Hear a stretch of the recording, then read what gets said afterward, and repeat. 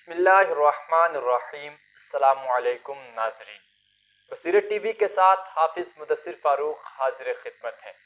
ناظرین محترم، پی P S C اسلامیات کی لیکچرشپ کے 28ویں لیکچر کے ساتھ آج ہم آپ کی خدمت میں حاضر ہیں۔ گزشتہ دو ویڈیوز میں غزوات النبی صلی اللہ علیہ وآلہ وسلم کے متعلق چند معلومات آپ کے گوش گزار کی گئی تھی۔ آج کا یہ لیکچر بھی اسی سلسلے کی ایک کڑی ہے۔ آج بھی غزوات النبی صلی اللہ علیہ وآلہ وسلم کے چند غزوات کی معلومات آپ کے گوش گزار کی جائیں گی۔ تو چلتے ہیں اپنے لیکچر کی جانب، بڑھتے ہیں سکرین کی طرف۔ آج کا ہمارا پہلا سوال ہے، غزوہ بنو مصطلق کب ہوا؟ غزوہ بنو مصطلق شعبان 5 ہجری میں ہوا۔ یہاں یہ بات قابل غور ہے کہ غزوہ بنو مصطلق کے حوالے سے جب ہم سیرت ابن اسحاق میں تلاش کرتے ہیں تو ابن اسحاق کا یہ قول ملتا ہے کہ غزوہ بنو مصطلق 6 ہجری میں ہوا، جبکہ امام بہقی رحمۃ اللہ علیہ نے دلائل النبوہ میں مکمل وضاحت کے ساتھ دلائل کی روشنی میں ایک ریسرچ پیش کی ہے کہ غزوہ بنو مصطلق 5 ہجری میں ہوا ہے، 6 ہجری میں نہیں ہوا۔ دور حاضر کے سیرت نگار ضیاء النبی میں پیر محمد کرم شاہ الازہری رحمۃ اللہ علیہ آپ بھی لکھتے ہیں کہ پہلے میری تحقیق یہی تھی کہ یہ 6 ہجری میں ہوا ہے، لیکن جب سے دلائل النبوہ کی تحقیق کو میں نے پڑھا ہے اور عمیق نظری سے اس کا جائزہ لیا ہے تو اس کے بعد سے میرا موقف بھی یہ بن چکا ہے کہ غزوہ بنو مصطلق 5 ہجری میں ہی ہوا ہے۔ علاوہ ازیں المغازی میں علامہ واقدی رحمۃ اللہ تعالیٰ علیہ کا موقف بھی یہی ہے کہ غزوہ بنو مصطلق 5 ہجری میں ہوا ہے، لہٰذا ان تمام دلائل کی روشنی میں یہ کہا جا سکتا ہے کہ غزوہ بنو مصطلق 6 ہجری میں نہیں بلکہ 5 ہجری کا واقعہ ہے۔ لہٰذا جب بھی ایگزام میں سوال پوچھا جائے تو اس صورت میں 5 ہجری کو آپ نے منتخب کرنا ہے، کیونکہ یہ اتھینٹک ہے، اور اکثر جو سوال اس حوالے سے آیا ہے اس میں آپشن بھی 5 ہجری کا ہی مینشن کیا جاتا ہے۔ اگلا سوال ہے، غزوہ بنو مصطلق کا دوسرا نام کیا ہے؟ غزوہ بنو مصطلق کا دوسرا نام غزوہ مریسیع ہے۔ نیکسٹ کویسچن، مریسیع سے کیا مراد ہے؟ مریسیع بنو خزاعہ کے ایک چشمے کا نام ہے۔ اگلا سوال، غزوہ بنی مصطلق میں مدینہ منورہ میں نائب کسے مقرر کیا گیا؟ غزوہ بنو مصطلق میں حضرت زید بن حارثہ رضی اللہ تعالی عنہ کو نائب مقرر کیا گیا۔ نیکسٹ کویسچن، غزوہ بنی مصطلق میں مسلمانوں کے مقابل کون تھے؟ بنی مصطلق میں مسلمانوں کے مقابل عرب کے بدو قبائل تھے۔ اگلا سوال، غزوہ بنی مصطلق میں عرب کے ان بدو قبائل کو برانگیختہ کرنے والا کون تھا؟ ان تمام قبائل کو جنگ پہ ابھارنے والا حارث بن ابی درار تھا، جو بنو مصطلق کا سردار بھی تھا۔ نیکسٹ کویسچن، غزوات میں امہات المؤمنین میں سے حضور اکرم صلی اللہ علیہ وآلہ وسلم کی معیت کے لیے انتخاب کیسے ہوتا تھا؟ یہ انتخاب بذریعہ قرآن اندازی ہوتا تھا۔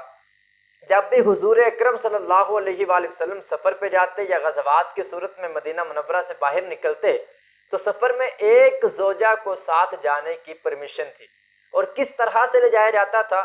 تمام امہات المؤمنین میں قرآن اندازی ہوتی، جس کے نام قرآن نکل آتا اس کو سفر پہ ساتھ لے جایا جاتا۔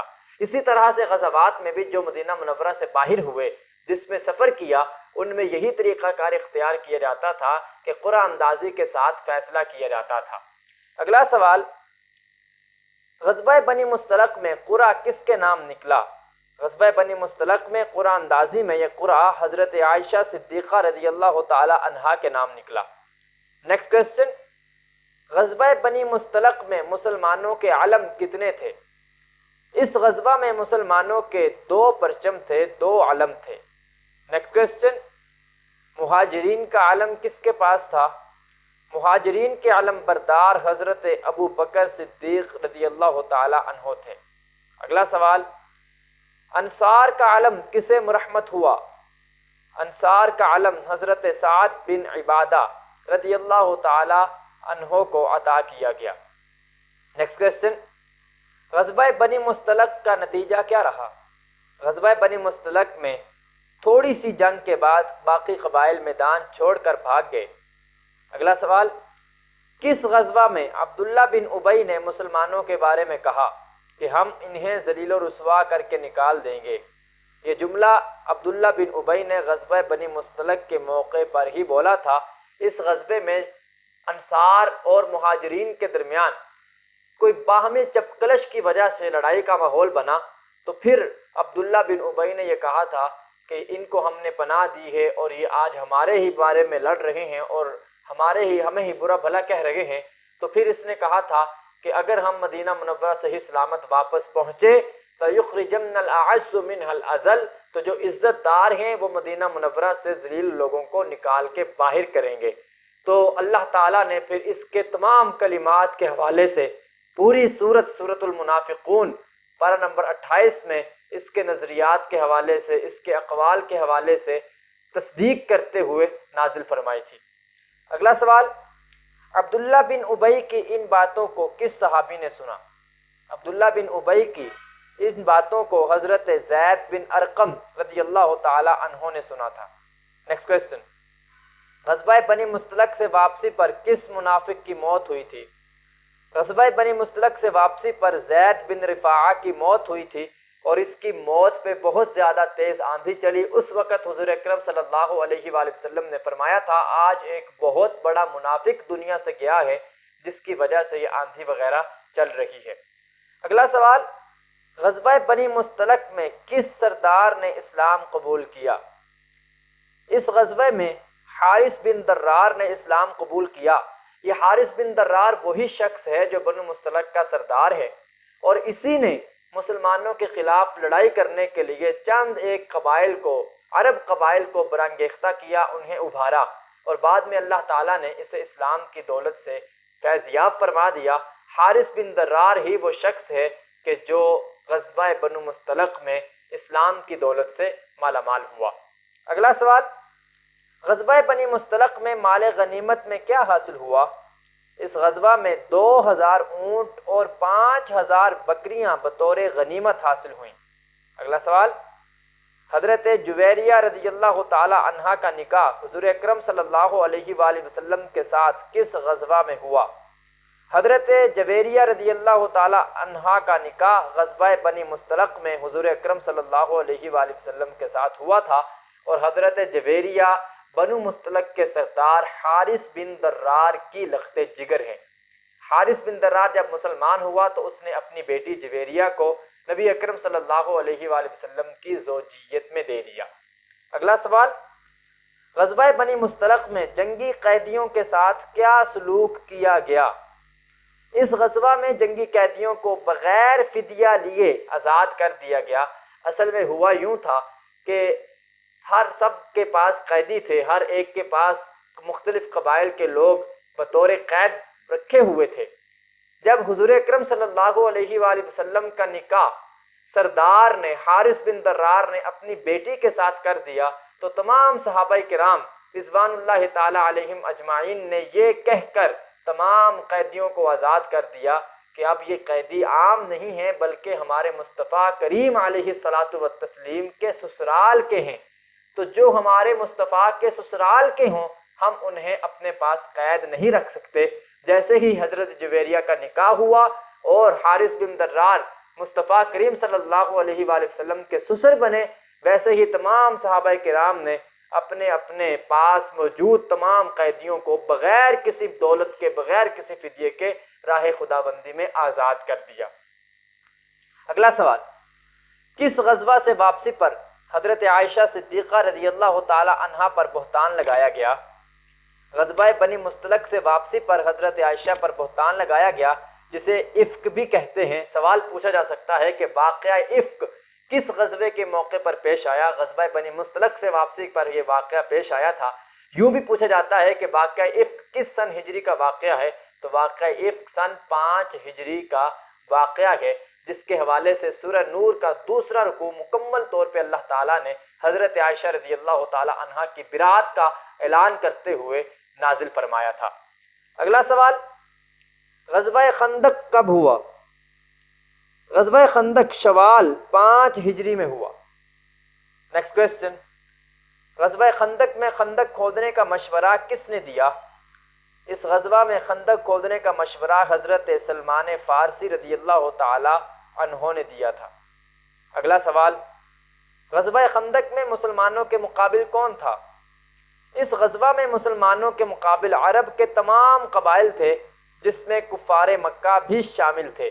کفار مکہ بھی شامل تھے، بنی نذیر کے یہودی بھی شامل تھے، دیگر عرب قبائل بھی شامل تھے۔ یہ تین مختلف قسم کے گروہ اکٹھے ہو کر مسلمانوں کے خلاف حملہ آور ہوئے تھے غزوہ خندق میں۔ اگلا سوال، غزوہ خندق میں صحابہ کرام کی ضیافت کس صحابی نے کی؟ غزوہ خندق کے موقع پر حضرت جابر بن عبداللہ رضی اللہ تعالی عنہ نے صحابہ کرام کی ضیافت کا اہتمام کیا۔ کیسی عمدہ اور کیسی بابرکت ضیافت تھی کہ جس میں تھوڑی سی مقدار میں جو تھے، ایک بکری کا چھوٹا سا بچہ تھا جو آپ حضور اکرم صلی اللہ علیہ وآلہ وسلم کی اور آپ کے 3-4 دوستوں کے لیے گھر میں پکواتے ہیں۔ جب حضور اکرم صلی اللہ علیہ وآلہ وسلم کو پتہ چلا تو آپ نے اعلان کر دیا کہ جتنے بھی لوگ خندق کھود رہے ہیں، چلو آج جابر کے ہاں ہماری ضیافت کا اہتمام کیا گیا ہے، اور سارے پھر وہاں پہ جمع ہوئے۔ حضور اکرم صلی اللہ علیہ وآلہ وسلم نے اعلان فرما دیا، آپ نے فرمایا کہ 10 لوگ کھانا تناول کریں، اور ادھر حضرت جابر سے فرمایا کہ جس وقت تک میں نہ ہوں کھانے کا آغاز نہ کرنا، کھانا تقسیم نہ کرنا۔ آپ تشریف لے گئے، پھر آپ کی برکت سے اللہ تعالیٰ نے اس چند جو 3 سے 4 لوگوں کے لیے کھانا بنایا گیا تھا، وہ 300 افراد پر مشتمل ایک جماعت نے کھانا کھایا، پھر بھی وہ کھانا بچ کے محفوظ رہ گیا۔ تو یہ حضرت جابر بن عبداللہ رضی اللہ تعالی عنہ نے اس غزوے کے موقع پر، غزوہ خندق کے موقع پر صحابہ کرام کی ضیافت کا اہتمام کیا تھا۔ اگلا سوال، غزوہ خندق کے موقع پر مدینہ منورہ میں نائب کسے بنایا گیا؟ غزوہ خندق کے موقع پر مدینہ منورہ میں نائب حضرت عبداللہ بن ام مکتوم رضی اللہ تعالی عنہ کو بنایا گیا۔ سوال ہے کہ غزوہ خندق تو مدینہ میں ہی ہوئی تھی، مدینہ کے ارد گرد ہی خندق کھودی گئی تھی، تو پھر نائب بنانے کی نوبت کیوں پیش آئی؟ نائب اس وجہ سے بنایا گیا تھا کہ حضور اکرم صلی اللہ علیہ وآلہ وسلم بنفس نفیس صحابہ کرام کے ساتھ خندق کے پاس موجود تھے، اس لیے مدینہ منورہ میں جو بوڑھے تھے اور جو ایسے افراد تھے جو جنگ میں شریک نہیں ہو سکتے تھے، ان کو نماز وغیرہ پڑھانے کے لیے حضرت عبداللہ بن ام مکتوم رضی اللہ تعالی عنہ کو مسجد نبوی میں بطور نائب مقرر کیا گیا تھا۔ اگلا سوال، غزوہ خندق میں اسلامی لشکر کی تعداد کتنی تھی؟ غزوہ خندق میں اسلامی لشکر کی تعداد 3000 مجاہدین اسلام پر مشتمل تھی۔ نیکسٹ کویسچن، غزوہ خندق میں کفار مکہ کی تعداد کتنی تھی؟ غزوہ خندق میں کفار کی اوورآل تعداد مشرکین مکہ کو ملا کر، عرب قبائل کو ملا کر، بنی نذیر کے یہودوں کو ملا کر 10 سے 12,000 کے درمیان افراد پر مشتمل تھی۔ اگلا سوال، غزوہ خندق میں اسلامی لشکر کے کتنے علم تھے؟ غزوہ خندق میں بنو مستلق کی طرح اسلامی لشکر کے 2 علم تھے، ایک مہاجرین کے پاس اور ایک انصار کے پاس۔ اگلا سوال، غزوہ خندق میں مہاجرین کے علم بردار کون تھے؟ غزوہ خندق میں مہاجرین کے علم بردار حضرت زید بن حارثہ رضی اللہ تعالی عنہ تھے۔ اگلا سوال، غزوہ خندق میں انصار کے علم بردار کون تھے؟ غزوہ خندق میں انصار کے علم بردار حضرت سعد بن عبادہ رضی اللہ تعالی عنہ تھے۔ اگلا سوال، غزوہ خندق میں بچوں اور خواتین کو کہاں ٹھہرایا گیا؟ بچوں اور خواتین کو مدینہ کے ایک قلعے میں ٹھہرایا گیا، جو چھوٹا سا قلعہ تھا، اتنا بڑا قلعہ نہیں تھا، اس کو وہاں پہ بچوں کو اور عورتوں کو اس قلعے میں ٹھہرایا گیا تھا تاکہ ان کی حفاظت کا خیال رکھا جائے۔ اگلا سوال، مدینہ کے اس قلعے کا نام کیا تھا جہاں خواتین کو ٹھہرایا گیا؟ اس قلعے کا نام قلعہ فارے تھا، جہاں پہ خواتین اور بچوں کو ٹھہرایا گیا۔ نیکسٹ کویسچن، قلعہ فارے کے باہر حفاظت کے لیے کسے مقرر کیا گیا؟ حفاظت کے لیے حضرت حسان بن ثابت رضی اللہ تعالی عنہ کو مقرر کیا گیا۔ اگلا سوال، غزوہ خندق میں حضرت علی کا مقابلہ کس سردار سے ہوا؟ غزوہ خندق میں حضرت علی کا مقابلہ عرب کے مشہور سردار عمر بن عبد ود کے ساتھ ہوا۔ یہ لفظ عبدود نہیں ہے، بلکہ عبد بندے کے معنی میں ہے، غلام کے معنی میں ہے، اور ود یہ ایک الگ لفظ ہے۔ ود جو ایک بت کا نام تھا، ودم ولا یغوث و یعوق و نصر، یہ سارے بتوں کے نام ہیں۔ تو عبد ود یعنی ود کا غلام، جس طرح ہم عبداللہ کہتے ہیں اللہ کا غلام یا اللہ کا بندہ، اسی طرح سے کفار مکہ بتوں کے بندے اور بتوں کے غلاموں کے وجہ سے اپنا نام رکھتے تھے۔ تو وہ سردار جس کے ساتھ حضرت علی کا مقابلہ ہوا اور حضرت علی رضی اللہ تعالی عنہ نے اس کو کیفر کردار تک پہنچایا، وہ عمر بن عبد ود تھا۔ اگلا سوال، کس غزوہ کے موقع پر بنو قریظہ نے میثاق مدینہ کی مخالفت کی؟ غزوہ خندق کے موقع پر بنو قریظہ نے میثاق مدینہ کی مخالفت کی۔ اگلا سوال، بنو قریظہ میں سے کتنے آدمی معاہدے پر پاسدار رہے؟ اس وقت بھی بنو قریظہ میں سے 3 آدمی ایسے تھے جنہوں نے معاہدے کی پاسداری کو فوقیت دی۔ اگلا سوال، ان 3 خوش نصیبوں کا تعلق بنو قریظہ کی کس شاخ سے تھا؟ معاہدے پہ قائم رہنے والے 3 خوش نصیبوں کا تعلق بنو سعنا سے تھا۔ ایک کا نام اسد تھا، دوسرے کا نام اسید تھا اور تیسرے کا نام ثعلبہ تھا۔ اسد، اسید اور ثعلبہ یہ 3 خوش نصیب تھے بنو سعنا کے، کہ جنہوں نے بنو قریظہ کے اس معاہدے کی پاسداری کی اور معاہدے کو نہیں توڑا، اور پھر اللہ تعالیٰ نے انہیں بعد میں اسلام قبول کرنے کی سعادت بھی عطا کی اور یہ مشرف با اسلام ہوئے۔ اگلا سوال، غزوہ خندق میں کس مسلمان خاتون نے یہودی کا سر کاٹ کر پھینکا تھا؟ حضرت صفیہ بنت عبد المطلب رضی اللہ تعالی عنہا نے یہودی کا سر کاٹ کر دور پھینکا تھا، چونکہ آپ بھی اس قلعہ فارے میں پناہ گزین تھیں اور حضرت صفیہ حضور اکرم صلی اللہ علیہ وآلہ وسلم کی پھوپھی جان ہیں۔ اگلا سوال، غزوہ خندق میں دشمن کی صفوں میں انتشار پیدا کرنے کا صحرا کس نوجوان کا سر سجدہ ہے؟ حضرت نعیم بن مسعود رضی اللہ تعالی عنہ، آپ نے دشمن کی صفوں میں انتشار پیدا کیا۔ اگلا سوال، حضرت نعیم بن مسعود کا تعلق کس قبیلے سے تھا؟ حضرت نعیم بن مسعود کا تعلق بنو غطفان قبیلے سے تھا۔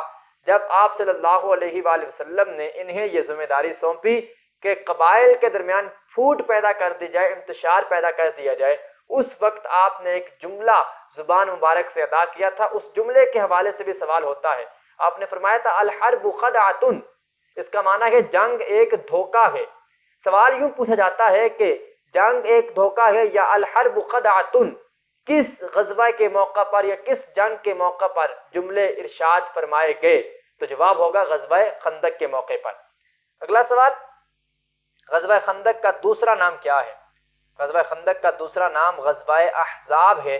احزاب جمع ہے، اس کا واحد حزب ہے۔ حزب کا لفظی معنی گروہ ہے۔ چونکہ غزوہ خندق میں مختلف قبائل گروہوں کی شکل میں حملہ آور ہوئے تھے مسلمانوں پہ، اس وجہ سے اس کا نام احزاب بھی رکھا گیا۔ نیکسٹ کویسچن، غزوہ خندق میں مسلمان شہداء کی تعداد کتنی تھی؟ غزوہ خندق میں مسلمان شہداء کی تعداد 6 یا 9 تھی، اس میں روایات کا اختلاف ہے۔ 6 کے نام بھی موجود ہیں۔ انصاب، تاریخ الانصاب جو کتاب ہے اس میں 3 اضافی نام بھی موجود ہیں، جن کو مکمل طور پہ 9 نام بنایا گیا ہے۔ تو جو آپ کو زیادہ مناسب آپشن لگے آپشنز میں سے، اگر 6 کا آپشن ہو تو 6 کو منتخب کریں گے، اگر 9 کا آپشن ہوگا تو 9 کو منتخب کریں گے۔ تو یہ 2 قول ملتے ہیں۔ بعض روایات کے مطابق 6 مسلمان شہید ہوئے، بعض کے مطابق 9 مسلمان شہید ہوئے۔ اگلا سوال، غزوہ خندق میں مقتولین کفار کی تعداد کتنی تھی؟ کفار کے قتل ہونے والے افراد صرف 3 تھے، اس پہ کوئی اختلاف نہیں ہے۔ متفقہ طور پہ یہ 3 افراد تھے کفار کے جو غزوہ خندق میں قتل ہوئے۔ اگلا سوال، غزوہ خندق میں خندق کی لمبائی کتنی تھی؟ خندق کی لمبائی تقریباً 3.5 میل تھی۔ اکثر دوست احباب نے سوال پوچھے تھے خندق کی لمبائی، چوڑائی اور اس کی گہرائی کے حوالے سے، تو مصدقہ طور پہ تو اس چیزوں کے حوالے سے کوئی اطلاع نہیں دی جا سکتی۔ بہرحال میری ریسرچ کے مطابق جو مختلف کتب سے کی ہے اور مختلف جگہوں سے تلاش کیا ہے، تو خندق کی لمبائی تقریباً 3.5 میل بنتی ہے۔ اگر کلومیٹر میں سوال پوچھا جائے تو کلومیٹر تقریباً 5 کلومیٹر ہیں۔ اگر میل کے بارے میں سوال پوچھا جائے تو تقریباً 3.5 میل اس کی لمبائی ہے۔ اگلا سوال، خندق کی چوڑائی کتنی تھی؟ خندق کی چوڑائی تقریباً 5 گز تھی۔ چوڑائی کے حوالے سے ایک قول ملتا ہے جو کہ اتھینٹک ہے اور مصدقہ اور مسلمہ ہے کہ چوڑائی اتنی تھی کہ جس کو کوئی گھوڑا آسانی کے ساتھ پار نہیں کر سکتا تھا۔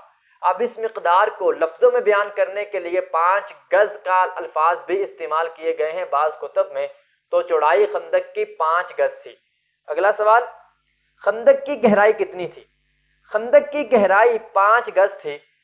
صرف خندق کی گہرائی ایسی ہے کہ جس کے حوالے سے قول متفقہ ہے، اور 5 گز ہر کتاب میں یہ روایت مل جاتی ہے کہ خندق کی گہرائی 5 گز تھی، جبکہ لمبائی 3.5 میل یا چوڑائی 5 گز یہ صرف اندازے کے ساتھ بیان کیا جاتا ہے۔ جہاں بھی کتاب میں لکھا گیا ہے، مستند تو بہرحال نہیں ہے، لیکن اگر سوال آتا ہے تو آپ جواب یہی دیں گے اور یہی جواب درست تصور کیے جائیں گے۔ اگلا سوال، کس غزوہ کے بعد دشمن کبھی مرکز اسلام پر حملہ کرنے کی جرت نہ کر سکے؟ غزوہ خندق کے بعد دشمن کو کبھی بھی مدینہ طیبہ پہ حملہ کرنے کی جرت نہ ہوئی۔ ہاں، مسلمانوں نے حملے کیے ہیں، لیکن دشمنوں کو کبھی بھی مسلمانوں پہ حملہ کرنے کی جرت نہ ہوئی۔ اگلا سوال، خندق کھودنے کا کام کتنے دنوں میں مکمل ہوا؟ خندق کھودنے کا کام تقریباً 6 دنوں میں مکمل ہوا۔ اس حوالے سے واقدی کی کتاب المغازی، علامہ واقدی نے بھی 6 دن ہی بیان کیے ہیں، اور اس کے علاوہ ضیاء النبی میں بھی 6 دن بیان کیے گئے ہیں کہ خندق کھودنے کا کام تقریباً 6 دنوں میں مکمل کیا۔ گوگل وغیرہ پہ 20 دن یا 25 دن کی روایات بھی ملتی ہیں۔ مستند ذرائع سے جو میری ریسرچ کے مطابق دن نکلے ہیں وہ 6 دن بنتے ہیں، جن کتابوں کے حوالے میں نے آپ کے سامنے بیان کر دیے ہیں۔ اگلا سوال، غزوہ خندق کا محاصرہ کتنے دنوں تک جاری رہا؟ غزوہ خندق کا محاصرہ تقریباً 1 ماہ تک جاری رہا۔ اگلا سوال، کس یہودی سردار کے ابھارنے پر بنو قریظہ عہد کو توڑنے پر آمادہ ہوئے؟ اس یہودی سردار کا نام حج بن اخطب ہے، اور حج بن اخطب بنو نضیر کا سردار تھا، جسے پہلے ہی مدینہ منورہ سے جلا وطن کیا گیا تھا غزوہ بنو نضیر کے سلسلے میں۔ پھر اس نے بنو قریظہ کو بھی ابھارا جنگ وغیرہ پہ، تو بنو قریظہ وہ بھی اس کے داؤ میں آ گئے، اور انہوں نے اس کی باتوں میں آ کر مسلمانوں کے خلاف علم بغاوت بلند کیا۔ تو حج بن اخطب وہ سردار تھا یہودیوں کا جس نے بنو قریظہ کو بھی جنگ کرنے پر ابھارا۔ ناظرین محترم، اس کے ساتھ ہی ہمارا آج کا یہ لیکچر اختتام پذیر ہوا۔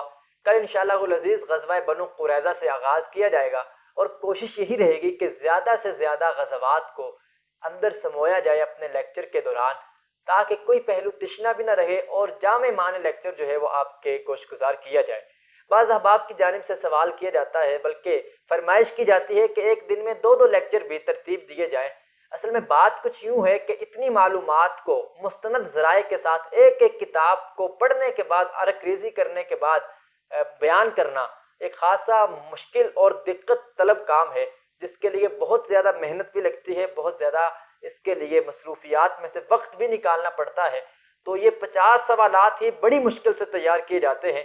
ہمیں بالکل احساس ہے کہ ابھی امتحانات بالکل قریب آ چکے ہیں، لیکن معذرت کے ساتھ ان پہ بہت زیادہ وقت صرف ہوتا ہے، بہت زیادہ تگ و دو اور بہت زیادہ محنت کرنی پڑتی ہے۔